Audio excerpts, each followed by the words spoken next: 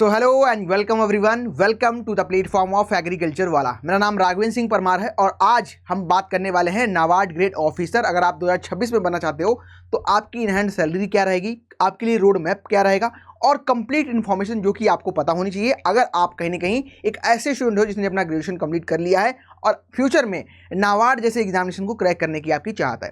तो हम लोग बात करने वाले हैं सबसे पहले इसका कंप्लीट रोड मैप की बात करेंगे, साथ ही साथ यहाँ पे आपकी जो ड्रीम जॉब है इसमें क्या आपको सैलरी मिल रही है, क्या आपको कंपनसेशन मिल रहा है, इसके अलावा और लाइफ स्टाइल के बारे में थोड़ा चर्चा करेंगे। साथ ही साथ यहाँ पे सैलरी जो कंपोनेंट है उसको भी हम लोग ब्रेक करेंगे कि अभी हाल फिलहाल में आपको क्या सैलरी मिल रही है, आगे इन फ्यूचर कैसे आपकी सैलरी बढ़ेगी और क्या आपका टोटल सीटीसी यहाँ पे रहने वाला है। इसके अलावा और कौन कौन से लाभ हैं जो कि आपको इस जॉब में देखने को मिलते हैं, अदर्स जॉब में नहीं देखने को मिलते हैं, तो सारी कंप्लीट बातें बताऊंगा। आप वीडियो को ध्यान सुनिएगा। देखो, सबसे पहले यहाँ पे बात निकल के आती है भैया, सबसे जो मेन इंपॉर्टेंट हमारा मुद्दा है दैट इज कंपनसेशन, यानी कि सर सैलरी कितनी मिलेगी, पहले ये बता देते हैं आपको। ठीक है, तो बेसिकली क्या होता है, जब भी आप कोई सेंट्रल या स्टेट की जॉब ज्वाइन करते हो तो वहाँ पे कमीशन काम करता है, यानी कि अभी 8th पे कमीशन बेसिकली लागू है। ठीक है, तो 8th पे कमीशन के अकॉर्डिंग आपको सैलरी हाइक देखने को मिलते हैं।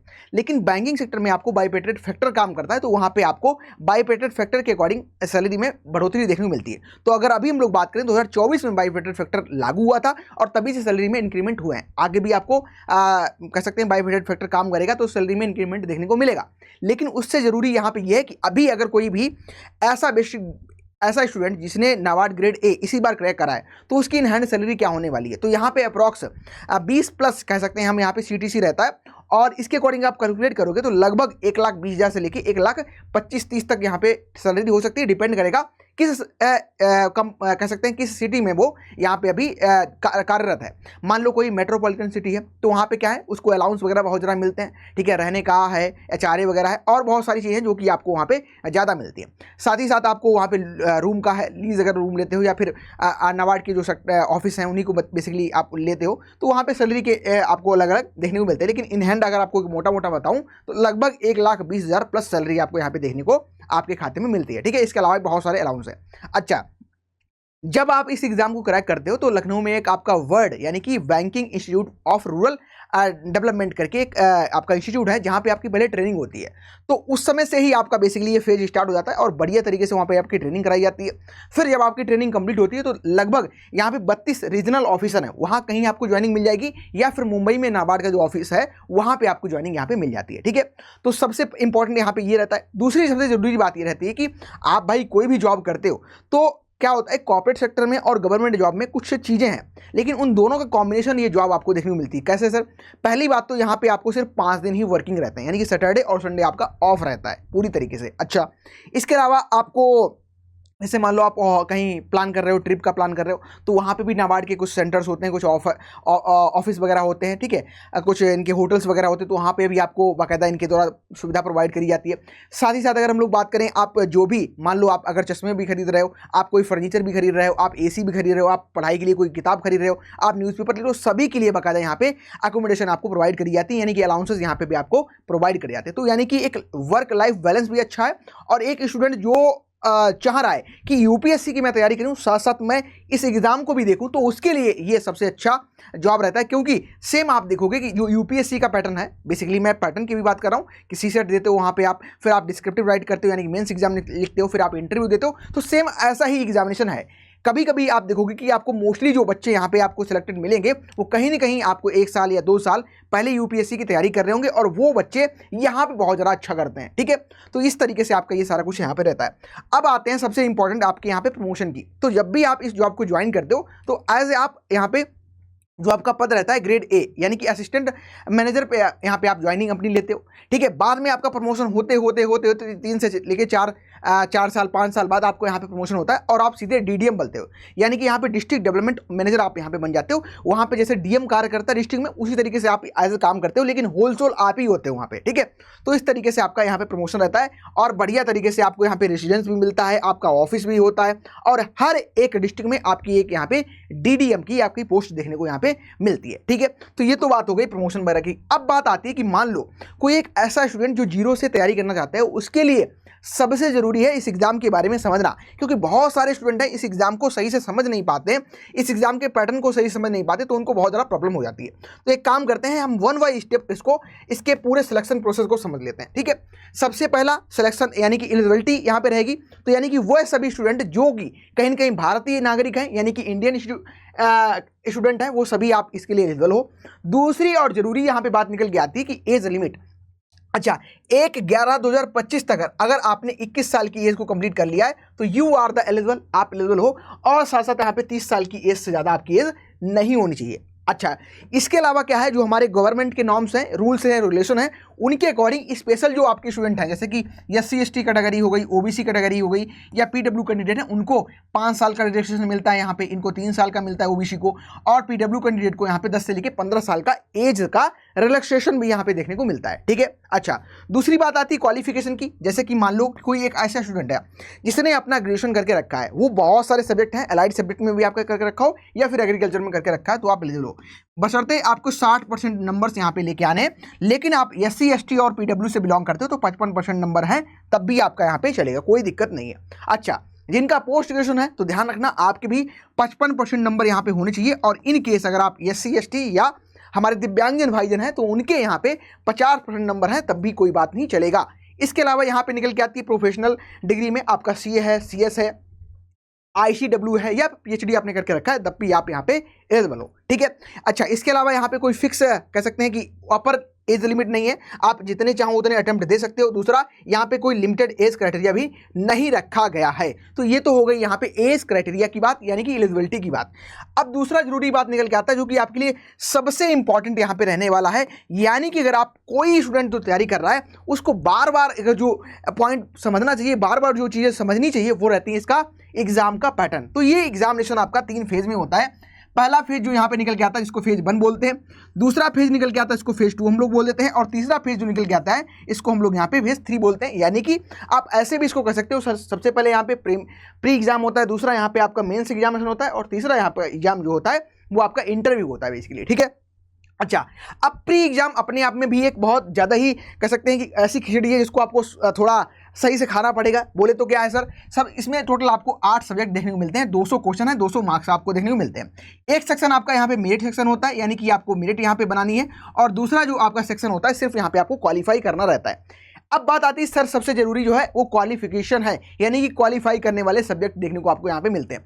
तो सबसे पहला सब्जेक्ट आपका यहाँ पे रीजनिंग है, दूसरा है इंग्लिश सब्जेक्ट, तीसरा है आपका क्वांट, चौथा है आपका कंप्यूटर, और पांचवा आपका है डिसीजन मेकिंग। ये सब्जेक्ट जो आप यहाँ पे 5 देख रहे हो, इनको सिर्फ आपको क्वालिफाई करना है, यानी कि इनकी आपको कट ऑफ सिर्फ क्वालिफाई करनी है, इनमें नंबर बहुत लाने की जरूरत नहीं है, समझे। दूसरा यहाँ पे निकल के आता है आपका मेरिट सेक्शन, यानी कि यहाँ पे आपका एक GA है, जनरल अवेयरनेस है, दूसरा आपका इकोनॉमिक एंड सोशल इश्यूज है, और तीसरा सब्जेक्ट आपको ARD देखने को मिलता है, यानी कि एग्रीकल्चर रूरल डेवलपमेंट। अच्छा, परेशान नहीं होना है। अब सबसे जरूरी बात यहाँ पे यह है कि जो ARD है, ARD बेसिकली अगर मैं कहूँ कि कोई अगर 12th एग्रीकल्चर से करके रखा है और बढ़िया से उसने पढ़ाई करी है, उतनी सरल ARD यहाँ पे पूछी जाती है। लेकिन सबसे ज़रूरी है यहाँ पे ESI और जनरल अवेयरनेस। जनरल अवेयरनेस के लिए आप यहाँ पे जो भी मैगजीन्स आती हैं, जैसे कुरुक्षेत्र है, योजना है, PIB है, इनको अच्छे से पढ़ो, यानी कि बहुत बढ़िया बढ़िया क्वेश्चन आते हैं। ESI का भी लेवल अच्छा आता है, यानी कि आपको जो मेरिट वाला सेक्शन है इसको बहुत अच्छे से तैयार करना है, और साथ ही साथ आपको यहाँ पे इंग्लिश भी अच्छे से तैयार करना है। लेकिन इसका मतलब ये बिल्कुल नहीं है कि और सब्जेक्ट को सिर्फ क्वालिफाई करना है। यहाँ पे भी कभी कभी स्टूडेंट ऐसा खेलते हैं कि वो आपका डिसीजन मेकिंग में कट ऑफ इसकी बहुत कम जाती है, एक नंबर नहीं ला पाते, सिर्फ क्वालिफाई नहीं हो पाता। तो क्वालिफाई तो सभी को करना है, लेकिन फोकस इन सब्जेक्ट पे आपको रखना है, क्योंकि आगे आपको मेंस में यही सब्जेक्ट देखने को मिलेंगे। तो मेंस में आपके पेपर होते हैं, वो 2 पेपर होते हैं। पेपर 1 जो होगा that is the general English का पेपर होता है, और ये पेपर आपका डिस्क्रिप्टिव होता है, और डिस्क्रिप्टिव में भी बिल्कुल अलग यहाँ पे आपको पैटर्न देखने को मिलता है। ये जो डिस्क्रिप्टिव पेपर होता है ये आपका कंप्यूटर बेस्ड होता है, यानी कि कंप्यूटर पे आपको टाइप करना पड़ता है। ठीक है, 90 मिनट का टाइम मिलता है, और आपका जनरल जो इंग्लिश वाला पेपर है डिस्क्रिप्टिव का यहाँ पे पेपर होता है। दूसरा पेपर 2 आता है जहाँ पे आपको ESI और ARD देखने को मिलता है, यानी कि वही मैंने बोला कि ESI यहाँ तैयार करोगे अच्छे से, यहाँ तैयार करोगे ARD अच्छे से, तो अगला आपको पेपर 2 में बहुत आसानी हो जाएगी। यहाँ पे 2 प्रकार के पेपर क्वेश्चन आते हैं, एक आपका ऑब्जेक्टिव पेपर आता है और एक आपका यहाँ पे डिस्क्रिप्टिव पेपर आता है, यानी कि लिखना भी है और आपको क्वेश्चन को भी यहाँ पे टिक करना है। दोनों प्रकार के क्वेश्चन यहाँ पे आपको पेपर 2 में पूछे जाते हैं। फिर आपका आता है इंटरव्यू, यानी कि इंटरव्यू में आपको बेसिकली यहाँ पे मैंडेटरी है, यहाँ पे आपका एक साइकोमेट्रिक टेस्ट होता है, एक आपका पर्सनालिटी टेस्ट होता है जो कि 50 नंबर का रहता है। यानी कि कंप्लीट इस तरीके से आपका यहाँ पे जो सिलेक्शन का कह सकते हैं प्रोसीजर है वो कुछ इस तरीके से रहता है। इसके बाद आता है सबसे जरूरी जो एज ए स्टूडेंट आपको पता होना चाहिए, जो कि आपके लिए बहुत जरूरी है, क्योंकि जॉब तो बहुत सारी आप ढूंढते हो लेकिन इस जॉब से बेहतर और कोई जॉब नहीं हो सकती। क्यों? क्योंकि यहाँ पे आपको अब बताने वाला हूँ कैरियर और लाइफ स्टाइल के बारे में। तो सबसे पहले यहाँ पे हम जानते हैं भाई इसके जॉब रोल के बारे में। अच्छा, यहाँ पे जब भी आप ज्वाइन करते हो तो एज आप असिस्टेंट मैनेजर लगते हो, ग्रेड ए की जॉब यहाँ पे आपको देखने को मिलती है।